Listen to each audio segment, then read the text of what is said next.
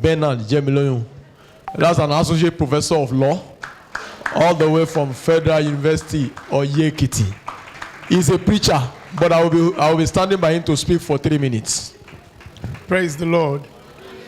Well, year 2010, I was in Ekiti State University as a teacher, and then we had our fire conference at UCAD. Because I was UCAD patron, it was part of my job to ensure that the Christian body was healthy.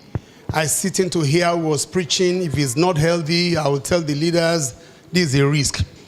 So they brought Brother Shegun, that's what I call him, and till today. And I was looking at him preaching. No, when he took the microphone, I sat down. I wanted to just watch. Then he began and said, I want to greet our fathers. And I was like, who is your father in the house? Shame in the father, and yeah, be any father. So when he finished ministering, it was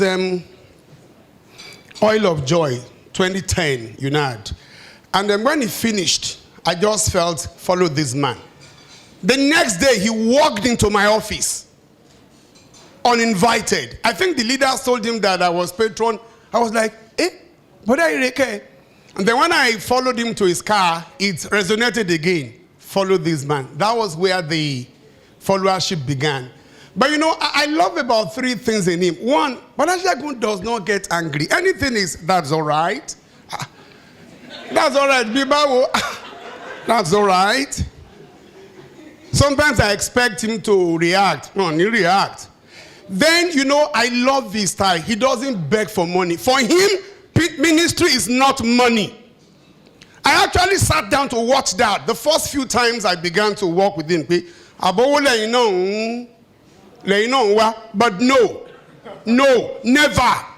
And then God granted me grace to link him with the church in Ado, because my pastor and Brogbile Akoni were together in UI. So the bond was very, very smooth. And then when I began to walk with him, I realized that he's a man who has passed through tough times. Waited 7 years before this young girl will come, and the marriage is still very, very strong.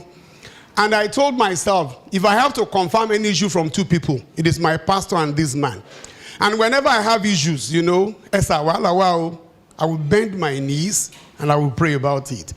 I've had problems that I have to call him, but I should go back, you know, and then I will bend my knees, I will pray about it.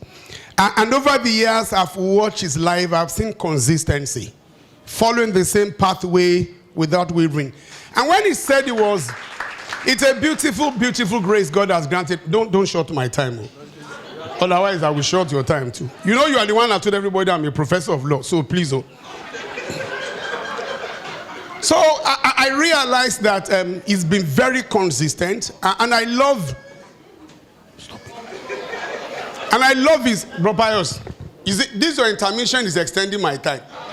So, I'm used to telling people, I'm used to talking in the classroom, in the courtroom, in the church. I told him, don't bring me up. He brought me up. So you have to abide with my... You see, everybody's on my side. You know, but I want to thank God for your life. I want to thank God for your humility in ministry, for the way you speak to us when we have issues. When we call and you can't pick, you call us back. And when my wife was grieved by me, you are the one she could call. And instead of you firing me, you asked me very simple questions. Even though I was shaking in Elizabeth that day, you couldn't see me on phone, but you didn't knock me with a hammer. I like the way you father us. You are gentle with us. And you love us. You don't make a demand on us. You have never asked me for anything. Never. Till tomorrow. And one day, I'm going to buy you a car.